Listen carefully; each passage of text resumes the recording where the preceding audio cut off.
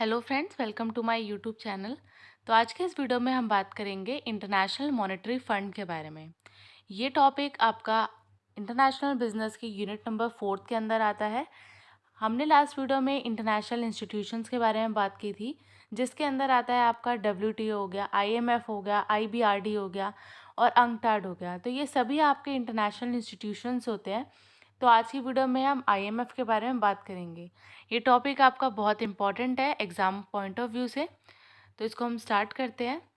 सबसे पहले आज की वीडियो में हम क्या क्या कवर करेंगे, हम एक बार उसका ओवरव्यू ले लेते हैं। तो आज की वीडियो में हम देखेंगे इंट्रोडक्शन आईएमएफ का, objectives, structure, executive boards, reform at IMF, criticism and conclusion. तो इसको हम स्टार्ट करते हैं इंट्रोडक्शन से।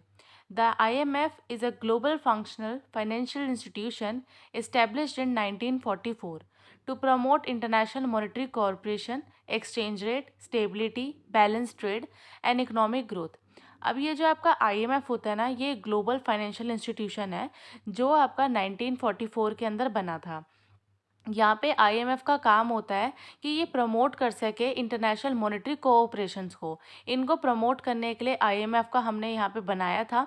यहाँ पे हम ये देखते हैं कि जो भी आपका एक्सचेंज रेट है, मतलब दो कंट्रीज़ है वो साथ में ट्रेड कर रही है, तो अब वो किस करेंसी के बीच में वहाँ पे ट्रेड करने वाली है, तो उसका क्या एक्सचेंज रेट रहेगा, जो वो पेमेंट करेंगी वो किस करेंसी के उसमें करेंगी।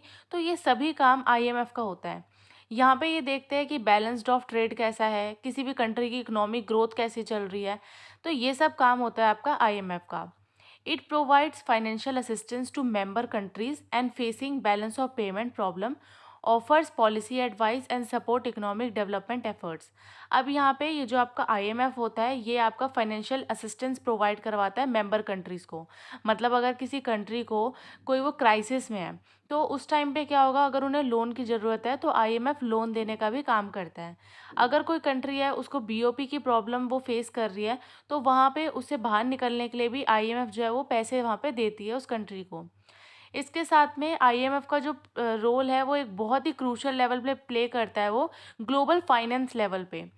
The IMF has also face criticism regardless it's lending condition, governance structure, transparency and social impact. अब यहाँ पे आईएमएफ को क्रिटिसाइज़ क्यों किया गया है? आईएमएफ को क्रिटिसाइज़ सिर्फ इन रीजंस की वजह से किया है। एक तो आता है आपका लेंडिंग कंडीशंस, मतलब किस टाइम पे वो लोन प्रोवाइड करवेंगी, कब उन्हें लोन मिलेगा जो आपकी कंट्रीज़ हैं। सेकंड आता है गवर्नेंस स्ट्रक्चर, जो मतलब इसका स्ट्रक्चर है ना, जहाँ पे इसकी एक ऑर्गेनाइजेशन है जिसमें जितने लोग काम करते हैं, तो ये इसमें ज़्यादा क्लैरिटी यहाँ पे देखने को नहीं मिलती। थर्ड आता है आपका transparency.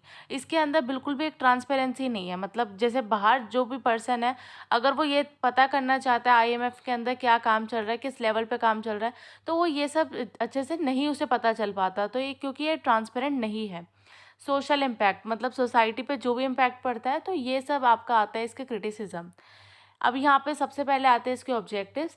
It facilitate international monetary cooperations, तो इसका काम होता है फैसिलिटेट करता है मॉनेटरी कोऑपरेशंस को। एक्सचेंज रेट की स्टेबिलिटी को देखता है। ये आपका जो आईएमएफ होता है वो प्रमोट करता है बैलेंस ट्रेड को। साथ में इसके अंदर अगर कोई कंट्री है वो उसकी बीओपी की प्रॉब्लम फेस कर रही है, तो उस टाइम पे उसको फाइनेंशियल असिस्टेंस वहाँ पे प्रोवाइड करवाता है हमारा IMF. Offer policies advice and technical assistance, अगर किसी कंट्री के अंदर इकोनॉमिक इश्यूज़ है तो वहाँ पे उसको पॉलिसी एडवाइस भी देता है आईएमएफ, टेक्निकल असिस्टेंस भी वहाँ पे प्रोवाइड करता है। कोई हमारी कंट्री है उसके अंदर इकोनॉमिक डेवलपमेंट की प्रॉब्लम है, तो वहाँ पे भी सपोर्ट करता है। इसके बाद आता है आपका स्ट्रक्चर ऑफ आईएमएफ। अब ये जो आपकी आईएमएफ की कमेटी होती है ना, इसके अंदर आपके 3 बोर्ड आ जाते हैं।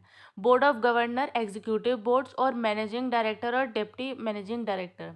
अब बोर्ड ऑफ गवर्नमेंट की बात करते हैं हम, तो गवर्नेंस के अंदर आपका आता है, ये आपका हाईएस्ट डिसीजन मेकिंग बॉडी होती है आईएमएफ के अंदर। तो आपका जो स्ट्रक्चर होता है ना आईएमएफ का, ये 3 चीज़ों से मिला के बनता है। बोर्ड ऑफ गवर्नर से, एग्जीक्यूटिव बॉडी से और एमडी से और डिप्टी एमडी से। अब बोर्ड ऑफ गवर्नर के अंदर आपका ये highest decision making authority in लोगों के पास ही होती है। इसके अंदर आपका एक तो गवर्नर आता है और दूसरा पर्सन आता है ऑल्टरनेटिव गवर्नर। अब ये जो ऑल्टरनेटिव गवर्नर होता है ना, ये किसी भी मेंबर कंट्री का वहाँ पे अपॉइंट किया जाता है। Governor is appointed by the member country. अब ये जो आपका गवर्नर होता है ये कौन अपॉइंट करता है, जितनी भी आपकी मेंबर कंट्रीज़ है ना वो साथ में बैठती हैं, उसमें अगर जो भी डिसीजन मेकिंग बनता है उसमें एक किसी भी कंट्री के एक पर्सन को वहाँ पे गवर्नर बनाया जाता है। उसके बाद में जो आपका ये सभी पावर्स जो होती है गवर्नर के पास में होती है, बोर्ड ऑफ गवर्नर्स के पास में बहुत सारी पावर्स जो होती है ये होल्ड करते हैं। और साथ में ये लोग यहाँ पे जो मीटिंग्स होती है साल में एक बार मीटिंग करवाना इनके लिए ज़रूरी होता है। सेकंड आता है आपका एग्जीक्यूटिव बोर्ड। एग्जीक्यूटिव बोर्ड्स के अंदर आता है इनके पास क्या काम होता है कि जो भी आपका बिजनेसेस है उनको फंड कितना देना है, कितना फंड किस कंट्री को वहाँ पे जाना चाहिए, और ये सब काम आता है आपका एग्जीक्यूटिव बोर्ड के पास में। The board shall be responsible for conducting the business of the fund and for this purpose shall exercise all the power delegated to its board by governors, sits in continuous session meeting as often as the business of the IMF may requires। अब इसके अंदर जो आपका setting होती है ना board of governors की वो तो साल में एक बार होती है, और जो आपका एग्जीक्यूटिव बोर्ड होता है वो आपका कॉन्टिन्यूस सेशन वहाँ पे लगाए जाते हैं एग्जीक्यूटिव बोर्ड्स के, और इनके पास में ये अथॉरिटी होती है, इनके पास में ये रिस्पॉन्सिबिलिटी होती है कि किस कंट्री को कितना फंड वहाँ पे प्रोवाइड करवाना है। तो ये सब काम आता है आपका एग्जीक्यूटिव बोर्ड के पास में। थर्ड आता है आपका एमडी एंड डेप्यूटी एमडी। अब एमडी और डेप्यूटी एमडी के अंदर आता है आपका, इसके अंदर कौन कौन से मेंबर्स होते हैं। तो फर्स्ट आता है आपका चेयरमैन ऑफ एग्जीक्यूटिव बोर्ड। अब जो आपका एक चेयरमैन है ना एग्जीक्यूटिव बोर्ड का वो रहता है यहाँ पे। चीफ ऑफ ऑपरेटिंग स्टाफ रहता है। Selecting member executive board, it may not be selected from among the governors of the executive directors and term is 5 year. अब ये जो आपका एमडीज़ होते हैं ना और डेप्यूटी एमडीज़ होते हैं इनका जो टर्म है ना वो 5 सालों तक के लिए यहाँ पे रहता है। तो ये आता है आपका स्ट्रक्चर आईएमएफ का। अब इसके बाद में हम पढ़ते हैं executive board. The executive board of the IMF is composed of 24 executive directors, each representing either a single country or a group of a country. अब क्या होता है यहाँ पे जो आपकी मेंबर कंट्रीज है ना या तो उनके ग्रुप्स बना दिए जाते हैं, या अगर कंट्री बड़ी है तो सिर्फ उस कंट्री को रिप्रेजेंट करने के लिए वहाँ पे एक ईडी को वहाँ पे अपॉइंट कर दिया जाता है। तो ये आपके जो ईडी होते हैं ना ये टोटल 24 वहाँ पे अपॉइंट करते हैं। दीज डायरेक्टर आर अपॉइंटेड और इलेक्टेड बाय मेंबर कंट्रीज और group of our countries and are responsible for conducting the day to day operation. अब ये जो आपके डायरेक्टर्स होते हैं ना इनको कौन इलेक्ट करता है, जितनी भी आपकी मेंबर कंट्रीज हैं वही इनको इलेक्ट करती है, ये जो आपके डायरेक्टर्स हैं। और इनका काम सिर्फ इतना होता है जो भी आपके डे टू डे ऑपरेशन चल रहे हैं, मतलब डे टू डे के जो काम है ना आईएमएफ के अंदर वो सभी रिस्पॉन्सिबिलिटी इन ईडीज़ के पास में डायरेक्टर्स के पास में रहती है। The MD, Managing Director of the IMF, who is the Chief Executive Officer, chairs the Executive Board meeting and responsible for implementing the decision taken by the board।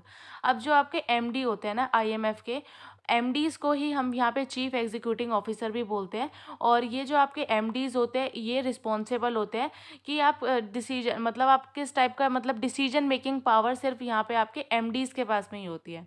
जो भी आपका बोर्ड मीटिंग बैठती है उसके अंदर जो एमडीज़ होते हैं इनके पास में वहाँ पे डिसीजन मेकिंग पावर की यहाँ पे होल्ड करते हैं इस रिस्पॉन्सिबिलिटी को। थर्ड आता है आपका executive board plays a crucial role in decision making within the IMF. अब आईएमएफ के अंदर जो आपके एग्जीक्यूटिव बोर्ड्स होते हैं ना ये क्रूशल रोल को प्ले करते हैं डिसीजन मेकिंग पावर लेने के लिए। It meets regularly to discuss the economic and financial issues facing member country and to make decision on IMF programme and policies. अब ये लोग क्या करते हैं रेगुलर बेसिस पे यहाँ पे मीटिंग्स करते हैं जिससे ये इकोनॉमिक और फाइनेंशियल इश्यूज है जो भी कंट्री फेस कर रही है उसको वहाँ पे टैकल कर सके। इसके बाद में आता है आपका गवर्नमेंट रिफॉर्म्स। अब इसके अंदर कितने गवर्नमेंट रिफॉर्म्स आए हैं। Reforming voting power and representing two reflect global economic changes. अब इसके अंदर जो पहला रिफॉर्म आया था वो वोटिंग पावर के अंदर आया था। सेकंड आता है enhancing transparency and accountability in IMF. अब सेकंड बोला जाता है कि इसके अंदर एक ट्रांसपेरेंसी होनी चाहिए, जितनी भी मेंबर कंट्रीज़ हैं उन लोगों को भी पता होना चाहिए कि अंदर क्या चल रहा है। थर्ड आता है reviewing and potentially restructuring the governance structure for improved effectiveness.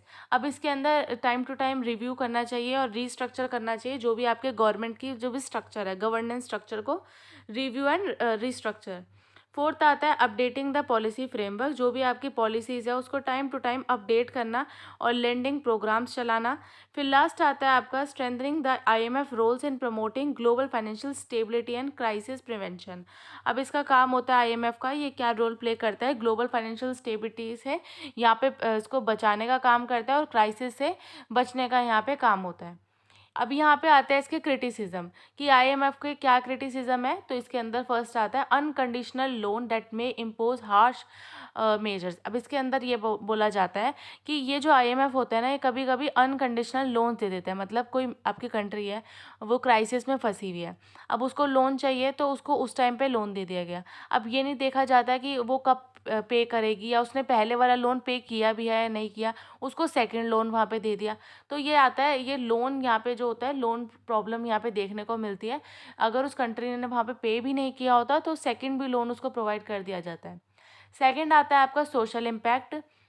Social impact में देखा जाता है कि यहाँ पे प्रायोरिटी किसको दी जाती है, इकोनॉमिक स्टेबिलिटी को, कि किसी भी कंट्री की जो इकोनॉमिक स्टेबिलिटी है वो अच्छी होनी चाहिए।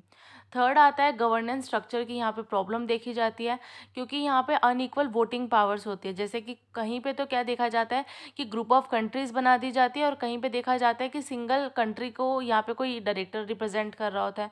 तो यहाँ पे क्या है, एक अनइक्वल वोटिंग पावर्स हो गई।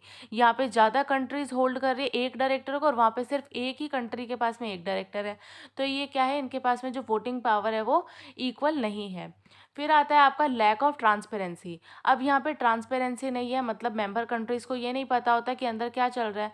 तो इससे क्या होता है, डिसीजन मेकिंग पावर में या पॉलिसी में यहाँ पे इफेक्ट पड़ता है। फिर आता है role in financial crisis accused of expecting economic down ट्रंस।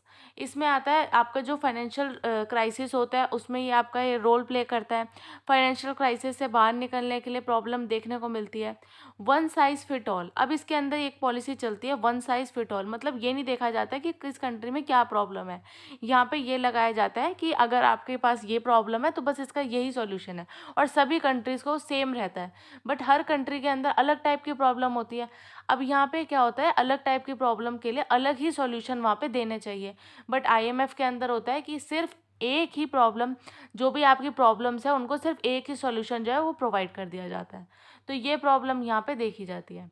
अब कंक्लूजन आता है आपका। In conclusion the IMF serve as a vital pillar of global economic stability. अब यहाँ पे बात की जाती है कि जो भी आपका ग्लोबल इकोनॉमिक स्टेबिलिटी होती है ना, उसमें आईएमएफ एक बहुत ही इंपॉर्टेंट पिलर है। ये काम करता है, ये ऑफर करता है, फाइनेंशियल असिस्टेंस देता है किसी भी कंट्री को, यहाँ पे पॉलिसी एडवाइस देता है, टेक्निकल एक्सपर्टीज़ देता है। साथ में इसमें ये प्रमोट करता है मैक्रो इकोनॉमिक स्टेबिलिटी को, पॉवर्टी से लड़ने का काम करता है, और इंटरनेशनल ट्रेड और इन्वेस्टमेंट को ये प्रमोट करता है, उसे बढ़िया करता है। तो ये आता है आपका कंक्लूजन आईएमएफ का। तो आज की वीडियो में हमने आईएमएफ का कंप्लीट यहाँ पे डिस्कशन कर लिया है। ये टॉपिक आपका बहुत इंपॉर्टेंट है एग्जाम पॉइंट ऑफ व्यू से। आई होप आपको आज का टॉपिक समझ आया होगा।